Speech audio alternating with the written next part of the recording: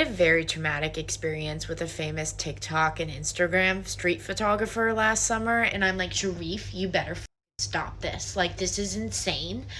Go home. Your home is this way. I'm gonna call an Uber. We're going our separate ways. This is the end of the night. And he looks at me with the most sinister eyes I've ever seen in my entire life.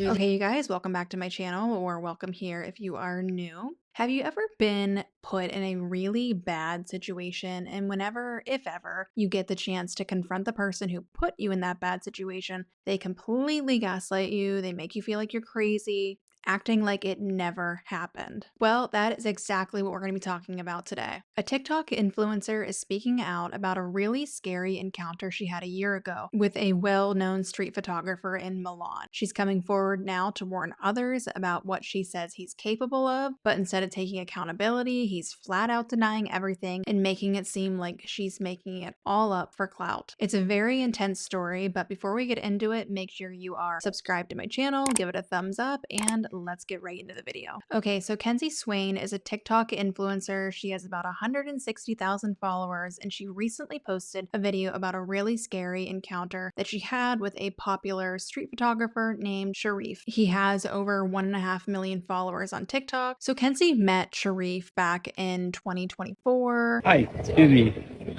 Actually, I like. Anyway, though, in the beginning of her video, she talks about how, he came up to her whenever she was, just eating lunch. He said that he was a street photographer. He showed her his account with over 1 million followers, and he wanted to take her picture. And she thought, okay, he seems pretty legit. He showed her his TikTok profile, his Instagram account. And so she was like, okay, yeah, this sounds good. And she figured that all that he wanted was to take her picture. And that's all it was at first. She told Sherif that she's a solo traveler and doesn't really have a lot of friends in the area. So he told her, okay, hey, I will take you out. I'll show you the town. I can take your pictures, whatever. Like, it wasn't a date. It was just more of him being friendly. And that all went well too. They hung out the next day. They got dinner, the pictures. They talked for over an hour at dinner. And whenever things are wrapping up, Kenzie said that she was ready to go home and just basically wrap things up for the night. But Sherif had other thoughts in mind. I look at the time and it's like 12:30 or 1 o'clock, and I'm like, you know what, Sherif, like, I'm tired, I'm gonna go to bed.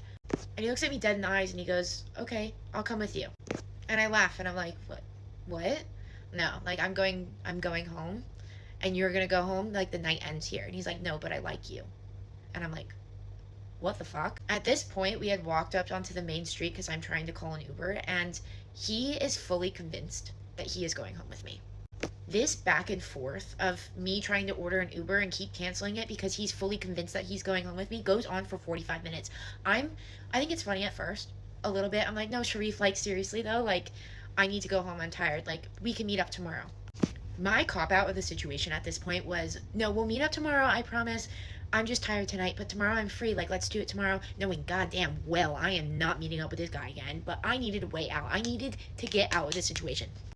There was hardly anyone on these streets, but about 30 minutes of me, like, being nice, I start freaking out on the side of the street. I am, like, loud, and I'm like, Sherif, you better fucking stop this. Like, this is insane. Go home. Your home is this way. I'm gonna call an Uber. We're going our separate ways. This is the end of the night. And finally, I'm so fed up, I'm like, you know what, fuck it. I'm just gonna call the Uber. I call the Uber, and I'm like, my Uber's gonna come. You're gonna walk this way, because that's where your home is. Start walking. And he starts walking, and my Uber shows up. Okay, I get in my Uber, and he runs to the other side of the car, opens the door, and gets my Uber. I am fucking panicking at this point. Like, full on, I am shaking. I start crying. There's tears coming down. And I look at Sherif, and I go, what the fuck are you not understanding? And he's like, no, I'm coming home with you. I'm coming home with you. I'm like, Uber driver, are you not seeing any of this? Like, what the fuck? The Uber does nothing the entire time. I'm pretty sure he does not speak a lick of English.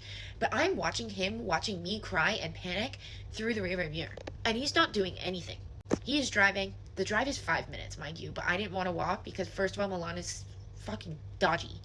But also, I didn't want Sherif following me because he was following me while I was panicking on the fucking street, not knowing what to do. So I am like, Sherif, put in your address. This Uber is taking you home. And I'm also trying to look on my phone what the 911 equivalent is in Italy. I didn't know. I think it's like 999. I don't know what it is actually still. I'm like full on panicking. I'm also freezing. I'm like frozen. I'm like, I don't even know what to do. Like, the Uber is literally about to pull up to my place right now. The Uber pulls up. Of course, I'm like, Sherif, stay in this fucking car. Tell the Uber driver where you want to go. I don't care. I'll pay whatever. I'm getting out. You're staying in here. Of course, doesn't fucking listen. He gets out with me. The Uber driver just drives off. My Airbnb on the outskirts of Milan. There's no one on the street. It's like 2 a.m. at this point. I don't even know. Like, time has passed. I'm crying. I'm like screaming. I'm trying to get anyone's attention. No one. There's literally no one around. And we're in front of my place now. So there's a metal garden gate that has like just metal rods and a gate, and you have to get a key to open it, and then you have access to the apartments with like a corridor. I don't know how else to explain it. And I know if I open this gate, he is officially in. He's into the apartments. I'm fucked. So I'm sat outside there, and I'm just pacing. I'm like, Sherif, go the fuck home. Literally, what the fuck are you doing? Like, literally freaking out. I'm freaking out. I'm raging. I'm crying. I'm like, are you fucking out of your mind? Excuse my language, but this is literally like the words I'm using. Like, I'm at this point like what? And finally, like probably 20 minutes has passed. I'm fed up again. So I put the key, and I'm literally putting the key. Here's the gate. I'm putting the key, and the key is open. Like, the gate is open, and I just slide myself through, and I'm like halfway through, and Sherif is slamming the gate into my body. Full on, I'm stuck in the gate, like can't fucking breathe. I'm crying, I'm screaming. And finally I just slip through. But as I slip through, he's trying to pull the gate open. I'm trying to pull the gate shut. We're literally pushing and pulling on the gate on opposite sides of the gate for like at least 45 seconds. And in this moment, we're eye to eye, there's a gate in between us, and I am like, this man is capable of so much more than I ever fucking thought. Like, if this man gets through this gate, I have no idea what's gonna happen to me. Like, genuinely, I was like, this is do or die right now. I need to shut this gate.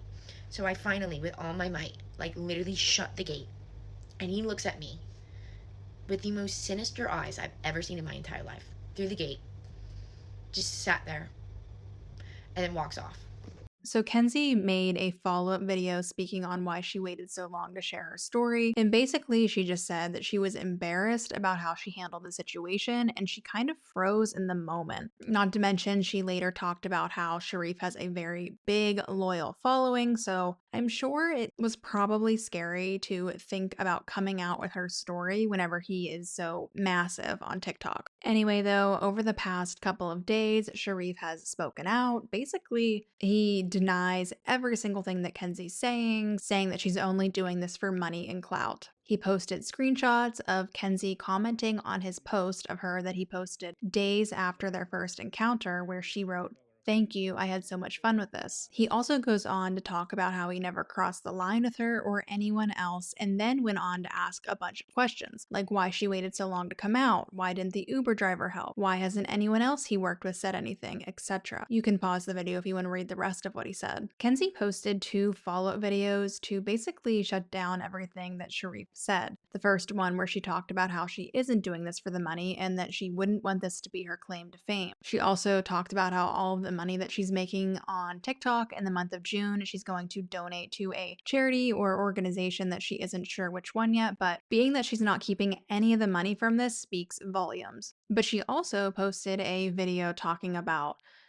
more receipts that she had, and also addressing the fact that, yes, she did comment that she had a good time with them. The night that I met up with Sherif, that everything went down, he had told me that the next day the video was going to be posted and he would send me the photos. And then the shit went down that night, and I knew the next day when I woke up that I was going to have no evidence of us having a photo shoot, meeting, nothing. If I ever wanted to share that story and have proof or report him or do anything, I literally had nothing to prove that we had done a photo shoot, that he had all these photos and videos of me, that we had met up. Literally nothing. The only evidence that I had of us meeting up is a picture of him, which anybody could have taken.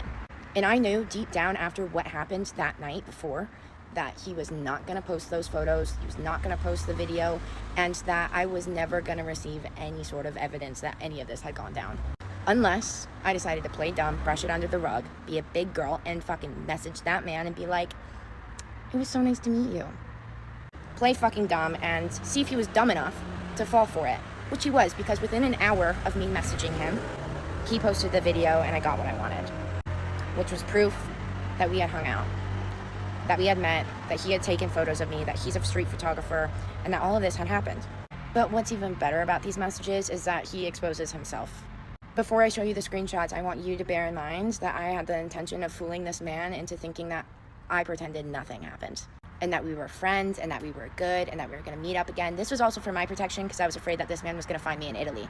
This man, if you read his messages, he exposes himself. He says that he had bothered me twice. He messages twice and says that he had bothered me and that he was scared to message me again because he was afraid that he had bothered me. And my personal favorite message is the one where he says, I don't think you're going to come back to Milan. Now, why the fuck would he say that? Ask yourself that. Like, seriously. Why would he message that?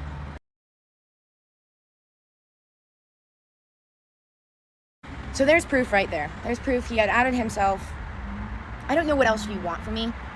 But I know the next question is going to be, well, why didn't you expose him right away? I was completely unaware of how ride or die his following was, and I chickened the fuck out. I was instantly flooded with all of these messages in Arabic. I was also terrified that this man was going to find me somewhere in Italy because I was going to be in Italy for the next 30 days, and he knew that. But also, I mentally also just wanted to brush it under the rug. I was like, I just want to pretend that none of this happened. I literally just want to forget about all of it. I was trying to enjoy my holiday, and I just didn't even want to relive that experience at all. And I don't. Still, I'm like, why the fuck am I revisiting this? Like, why did I open up this can of worms? Like, this is literally hell. This is hell. I'm on vacation right now, and I literally can't fucking sleep at night. Anyways, I'm trying to make peace with this, and I hope that this proof puts everything to rest for good. Okay. Sherif, fuck you. Literally fuck you. I don't even know.